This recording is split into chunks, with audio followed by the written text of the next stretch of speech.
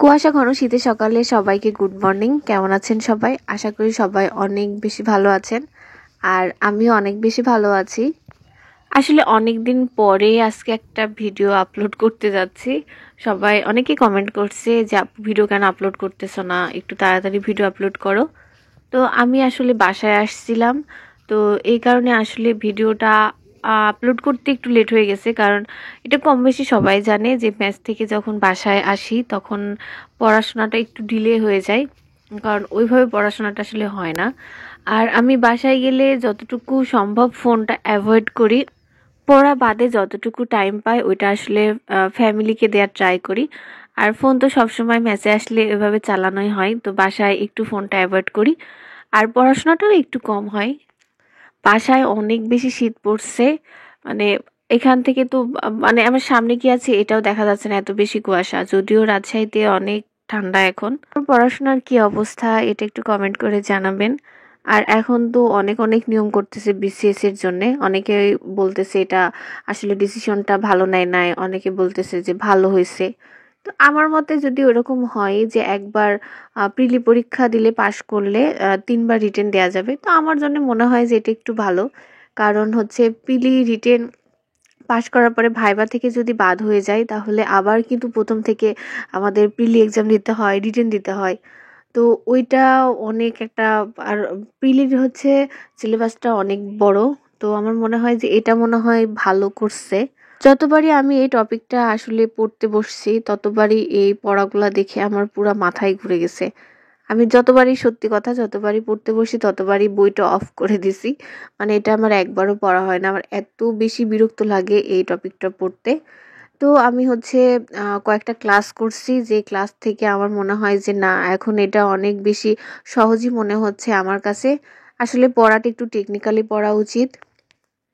আমরা যদি জাস্ট টানা মুখস্থ করে যাই আসলে ওই জিনিসটা আমরা পরে আর মনে রাখতে পারি না। তো এটা যদি একটু টেকনিক্যালি পড়া যায় তাহলে আমার মনে হয় যে এটা অনেক দিন মনে থাকে। আর এই টপিকটাও কিন্তু অনেক ইজি মনে হচ্ছে আমার কাছে এখন এই ক্লাস করার পরে। তো আমি এটার একটা নোট তৈরি করছি আমার। তো আই হোপ এই নোট বানানোর শেষে আমার মনে হয় যে এই টপিকটার জন্য আমাকে আর এক্সট্রা করে বই পড়ার দরকার হবে না, এই নোটটাই এনাফ। কারণ অনেক সুন্দর একটা নোট আমি বানাচ্ছি। তো এই নোটটা শেষ হয়ে গেলে, নোটটা বানানো শেষ হয়ে গেলে আমি এটা শেয়ার করব সবার সাথেই। তো আমার মনে হয় যে সবারই উপকার হবে। আমি কি কি বই পড়ি এটার ভিডিও অলরেডি আমার চ্যানেলে দেওয়া আছে। তো যারা ভিডিওটা আসলে খুঁজে পায় না তো তাদের জন্য আমি একটু শর্ট করে বলে দিই আমি কোন কোন সাবজেক্টের জন্য কোন কোন বইটা পড়ি। প্রথমত সব সাবজেক্টের জন্য আমার হচ্ছে কোচিং থেকে একটা করে শিট আছে, তো আমি শিটটা দেখি প্লাস ডাইজেস্ট। তো বাংলার জন্য বাংলা ভাষা আর হচ্ছে লিটারেচার, এই দুইটার জন্য হচ্ছে অগ্রদূত বই plus sheet and digest. English গ্রামারের জন্য হচ্ছে মাস্টার, এই মাস্টার বইটা অনেক ভালো। ইংলিশ লিটারেচারের জন্য এ হ্যান্ডবুক অন ইংলিশ লিটারেচার, ছোট একটা বই। তো এই বইটাতে অনেক সুন্দর করে লিটারেচার দেওয়া আছে। আর আমাদের ক্লাসগুলো অনেক সুন্দর করে করায় কোচিংয়ে, এই জন্য আর কি হচ্ছে এক্সট্রা করে বই পড়ার দরকার হয় না। তো তারপরেও একটু শিট দেখি আর হচ্ছে ডাইজেস্ট। আর প্রিভিয়াস ইয়ারের কোশ্চেনগুলো সলভ করলে কিন্তু অনেক কমন পাওয়া যায় লিটারেচারের জন্যে। ম্যাথের জন্য খায়রুলস বেসিক ম্যাথ, এই বইটা ভালো। আমি হচ্ছে আগে সায়েন্স ম্যাথ কিনছিলাম, এই জন্য আর এক্সট্রা করে কোনো বই কিনে নাই, কারণ এটা শেষ করার পরে দেন আমি আর একটা হয়তো কিনবো। আইসিটির জন্য ইজি কম্পিউটার ও তথ্য প্রযুক্তি, এই বইটা আমি পড়ছি। আর হচ্ছে বাংলাদেশ বিষয়াবলী আন্তর্জাতিক বিষয়াবলী, এটার জন্য আসলে MP3 বইটা ফলো করছি।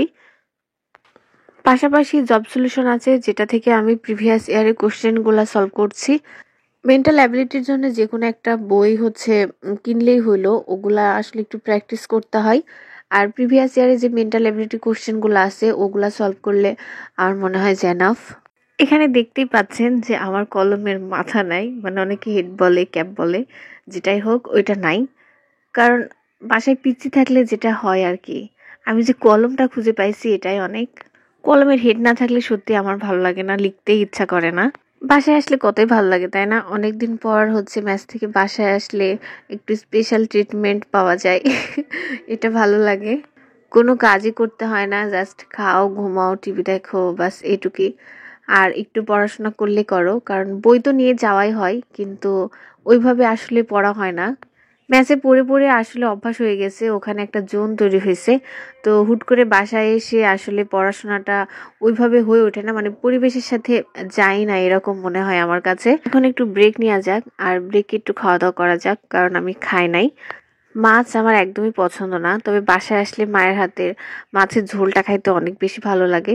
এটা হচ্ছে বাসার পিচ্চিদের কাজ। আমি হাসতে হাসতে পুরো শেষ হয়ে গেছে এটা দেখে, কারণ দুইজনরেই গোসল করাইছে। করাই হচ্ছে এটা তারের উপরে এভাবে শুকাইতে দিছে।